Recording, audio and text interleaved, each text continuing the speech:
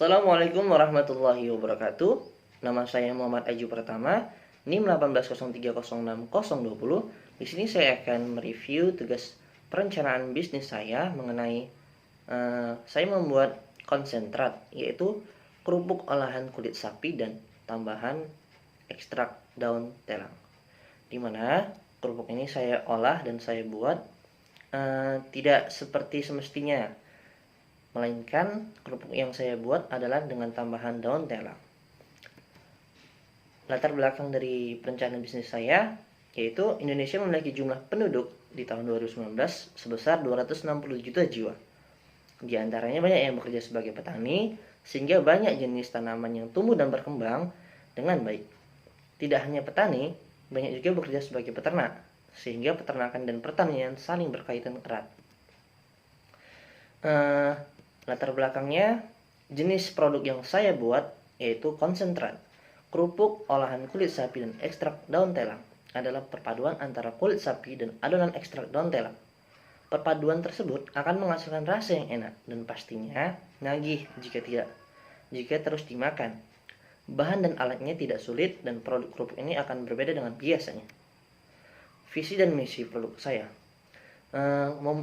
Visinya itu memotivasi kaum milenial untuk berinovasi dan mengembangkan potensi limbah yang ada, baik dalam segi pertanian maupun peternakan. Misinya, yang pertama menanamkan jiwa kewirausahaan, yang kedua menciptakan produk yang berpotensi baik di masa depan, membuka lapangan pekerjaan, memberikan pelayanan dan yang terbaik untuk masyarakat, menghasilkan produk dengan mutu yang terbaik. Baik, di sini saya akan menjelaskan mengenai kualitas dari kulit sapi, yang mana pada kandungan nutrisi alanin persentasenya 33%, tirosin 2%, asam glutamat 34%, dan arginin 47%. Sehingga beberapa manfaat kulit sapi untuk kesehatan, yang pertama meningkatkan sistem kekebalan tubuh, kedua membantu regenerasi sel-sel tubuh, dan yang ketiga mencegah anemia. Selanjutnya manfaat bunga telang. Manfaat bunga telang yaitu mengandung senyawa flavonoid, mengandung antisianin, flavoglikosida, dan KM-ferol glikosida.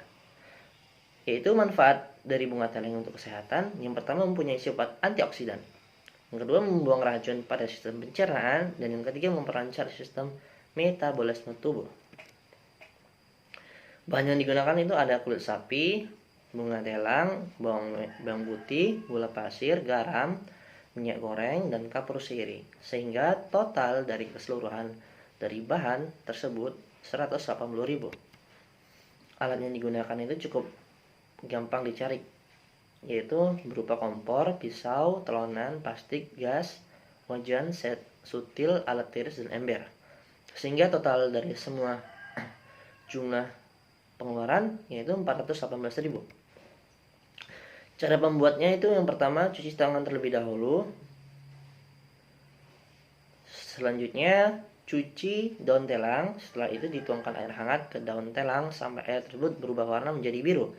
Selanjutnya kulit sapi dicuci sehingga bersih dan dilakukan perendaman kulit sapi ke dalam ember berisi kapur sirih dan air daun telang selama 2 hari. Setelah itu bersihkan bulu-bulu kulit sapi sehingga bersih menggunakan pisau tajam. Setelah itu jemur kulit sapi yang telah selesai direndam oleh air kapur sirih di bawah sinar matahari sampai mengering. Selanjutnya potong kulit sapi yang sudah mengering sesuai dengan selera. Selanjutnya itu rebus kulit sapi dengan bumbu yang sudah dihaluskan sebelumnya, yakni bawang putih, gula dan garam. Jadi di sini kenapa kulit sapi ini tidak menggunakan bahan-bahan penyedap? Karena yang pertama manfaatnya itu untuk kesehatan tubuh, sehingga bibit penyakit yang tumbuh itu tidak ada. Dan proses pengawetannya itu juga tidak menggunakan bahan-bahan pengawet, sehingga alami dan mudah untuk dicerna di dalam pencernaan. Selanjutnya cara pembuatannya itu rebus kulit sapi dengan bumbu yang sudah dihaluskan sebelumnya, yakni bawang putih dan gula dan garam.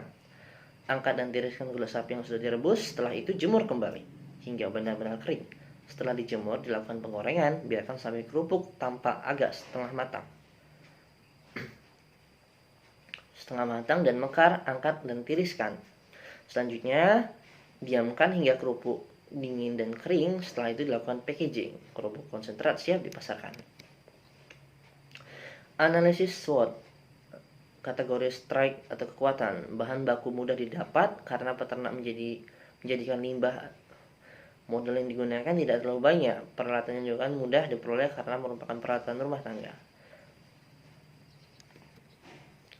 Selanjutnya mengenai marketing mix produk yang saya buat itu nama produknya konsentrat. Harganya 10.000 dengan rasa original. Tempatnya itu online shop, antara lain Instagram dan Facebook. Promosi yang saya lakukan menyebarkan selebaran untuk informasi lebih lanjut mengenai produk konsentrat, mempromosikan via media sosial, memberikan sampel produk pada konsumen, memberikan diskon pada jumlah pembelian tertentu, dan menyediakan jasa pemesanan dan jasa antar pesanan. Jadi sehingga alat yang digunakan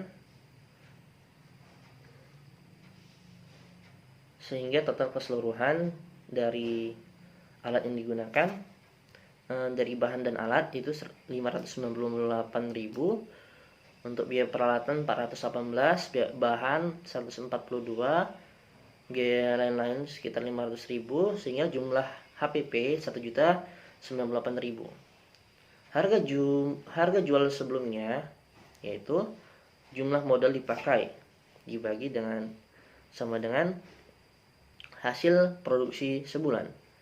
Jadi 5 juta dibagi 600 sama dengan 8.334. Kenapa dibagi 600? Karena perkiraan saya dalam satu harinya itu menghabiskan